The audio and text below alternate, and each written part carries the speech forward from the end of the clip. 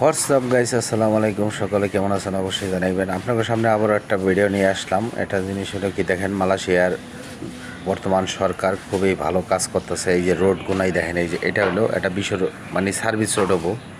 কতটা খনন করছে, এটার ভেতর পাথর ডলবো, হ্যাঁ পর মনে করেন পিরিচ ডালবো ডলবো, এরকমভাবে মানে আপনার একটা করে ঢালবো আর ডলবো, ঠিক আছে। এইটা যতক্ষণ পর্যন্ত মানে এই রোডটার ভেতর আপনার যত গাড়ি চলুক আর যত টন মাল লোড দিক, এই রোডটা কোনো সমস্যা হবে না, কোনো দিনও সমস্যা হবে না।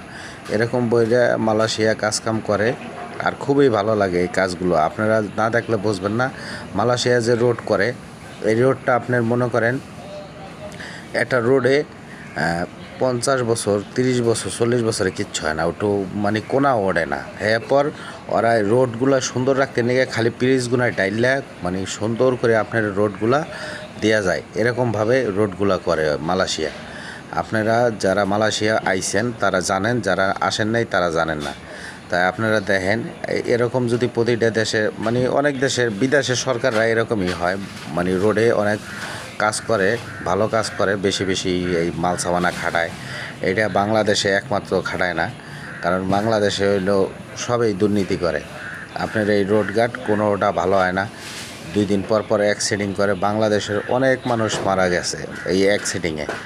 এই দেখা আমি একটা ভিডিও দেখলাম যে একটা মুরব্বী লোক পাও 2টা ভেঙে গেছে গা।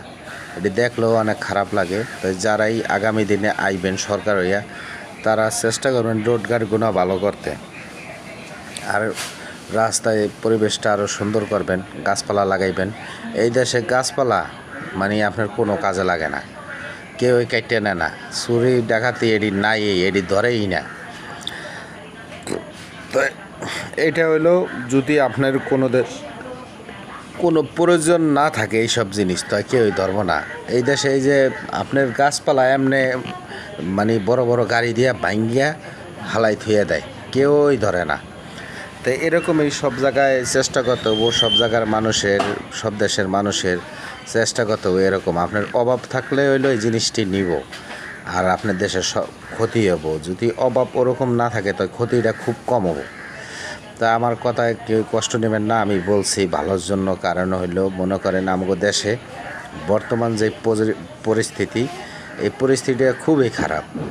কারণ দেখেন মানে যদি আমরা যারাই ক্ষমতায় আসি, আমরা চেষ্টা করি হইলো আগের দলরে দমাইয়া আমরা হইলো খারাপ, এরকম চেষ্টা করি। এরকম চেষ্টা না করে হিংসা বিদেশ ভুলে যেয়ে যদি দেশের জন্য কাজ করি, আগাই যাই,